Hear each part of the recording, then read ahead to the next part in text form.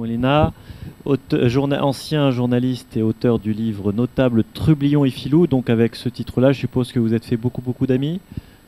Voilà, j'ai voulu explorer le mundillo politique de cette région et ça s'est traduit par une cinquantaine de portraits et parmi eux un certain nombre dont on peut considérer qu'ils sont du gibier pour Anticor. Alors je ne vais pas tous les citer, mais je commencerai par un personnage qui s'appelle Alain Ferrand, qui avec son épouse Joëlle sont un peu nos Balkany de cette région. Ils se succèdent à la mairie de Port-Barcarès chaque fois que l'un, par exemple Alain Ferrand, est mis en examen et frappé d'inéligibilité. Son épouse lui succède illico. Et quand, à son tour, Joël est mise en examen et frappé d'inéligibilité, à ce moment-là, Alain Ferrand reprend le manche à balai. Et donc, aujourd'hui, c'est Alain Ferrand qui est, je dirais, un personnage sulfureux, qui a dirigé des casinos, qui aujourd'hui se déploie en Afrique. En Afrique, il vend des machines à sous, il vend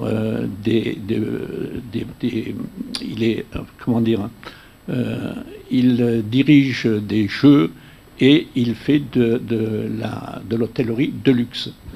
Et voilà son job, et il a mis à son service en Amérique latine Alain Orsoni, que connaît bien,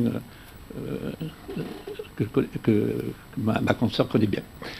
Voilà, alors ce personnage-là, il est arrivé à s'insérer dans le mundillo politique catalan, malgré ses multiples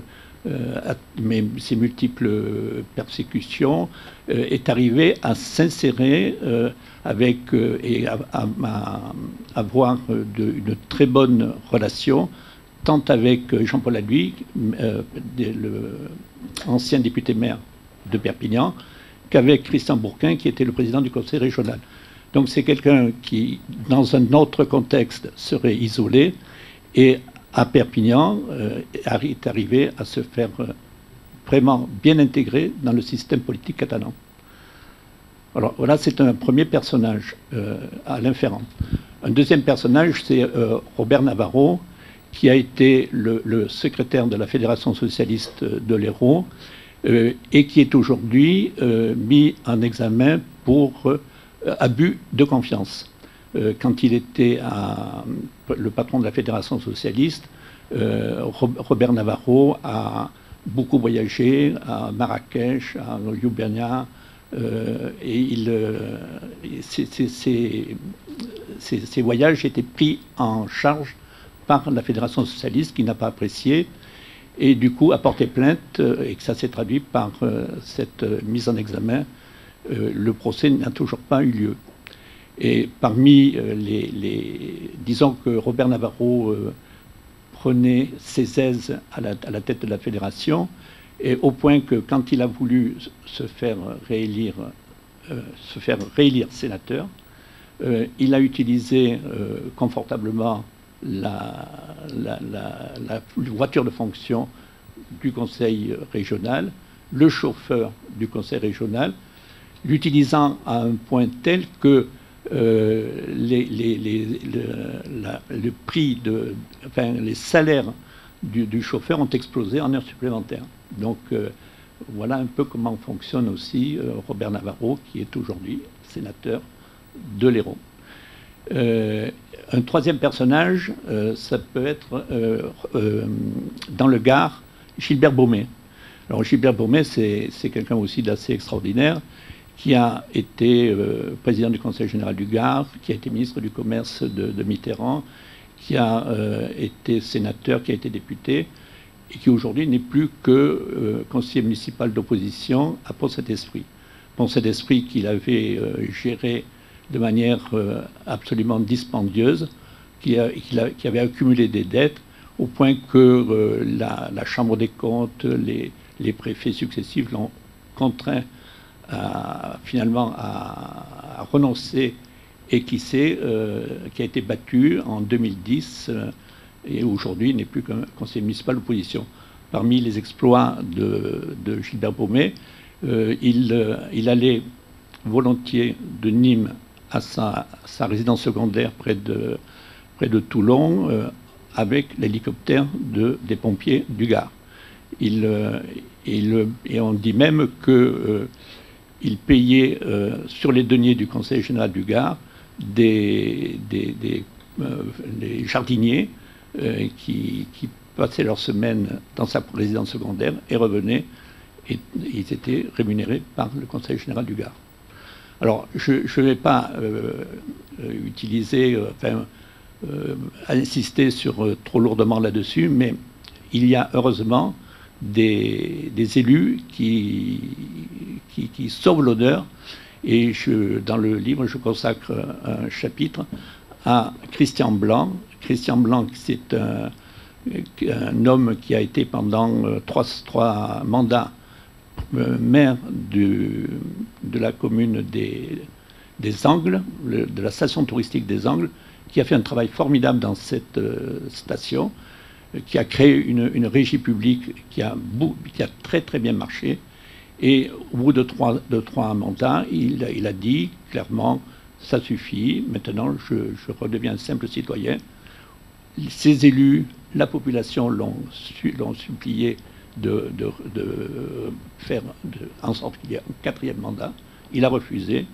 Et voilà, c'est un exemple d'élu citoyen qui, son travail achevé, s'est fait comme Cincinnatus. Il est revenu à sa charrue dans sa Catalogne natale. Il n'y en a plus beaucoup des comme ça.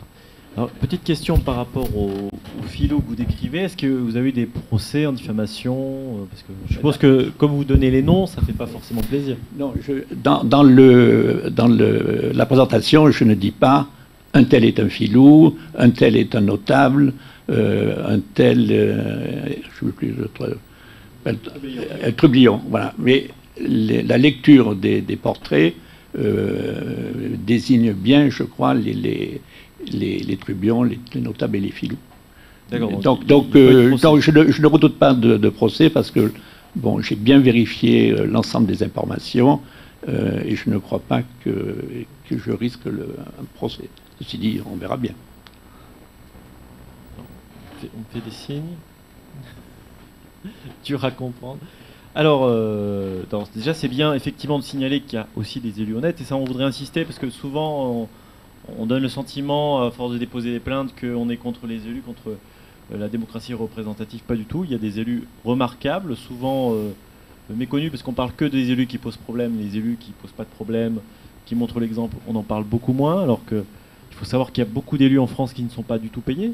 Les conseillers municipaux des petites communes ne sont pas rémunérés, et c'est beaucoup de travail dans les petites communes, parfois même plus que dans les grosses. Et on a le sentiment que voilà, on n'a que des élus qui se gavent, qui cumulent un maximum de mandats et qui ne pensent qu'à la corruption. Alors c'est un peu aussi la faute d'Anticor, parce qu'on met le doigt sur ceux qui ne vont pas, et on parle jamais des trains qui arrivent à l'heure, comme on dit. Donc c'est bien aussi de temps en temps, voilà, au moins rendre un hommage à un monsieur qui montre l'exemple, qui passe la main. Et on a eu le cas, nous, dans les Alpes-Maritimes, on avait un maire qui était remarquable et il a pas su arrêter à temps.